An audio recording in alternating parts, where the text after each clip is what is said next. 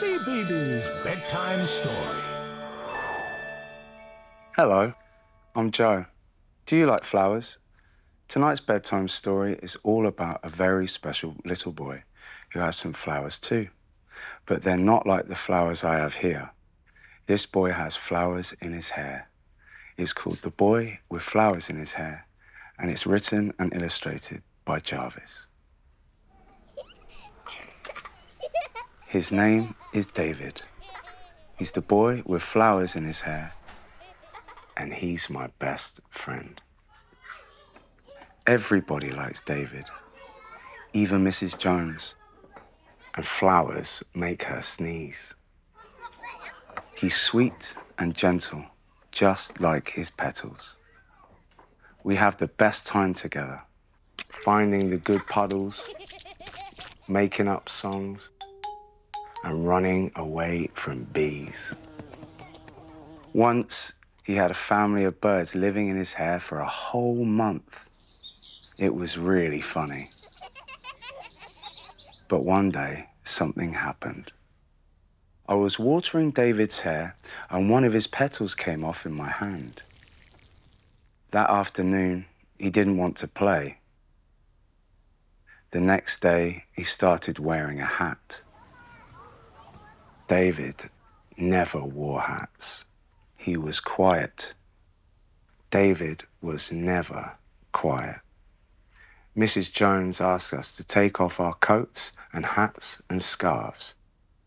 When David took off his, petals fluttered down like butterflies. David was twiggy, spiky, and brittle. Everyone stayed away in case they got hurt by his branches. I got a few scratches, but it wasn't David's fault. Then I had an idea. I asked Mrs. Jones for a paintbrush and some scissors, and I found a way to give David his color back. I made new flowers for David all the time. Everybody wanted to help. David seemed back to how he was before. Almost. Then one day, I noticed a different flower in David's hair. It wasn't one of mine. It wasn't one of anyone's. It was David's. It was a real flower, a new flower, prettier than ever. More and more of David's own flowers started to bloom. And soon enough, all those buzzy bees were back. So, right now, David has lots and lots of flowers in his hair. But I'm making sure I still have lots of paper ones, just in case he ever needs them. Because he's my best friend, and I am his. Wow, what an incredible story.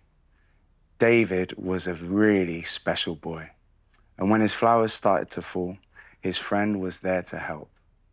I think David's friend was very special too, because David's friend showed him care and love when he needed it most.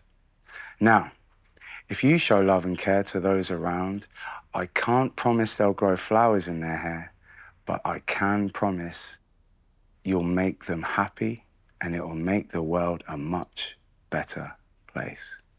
But before then, you all need your sleep. I'll be back to tell you another bedtime story very soon. Good night.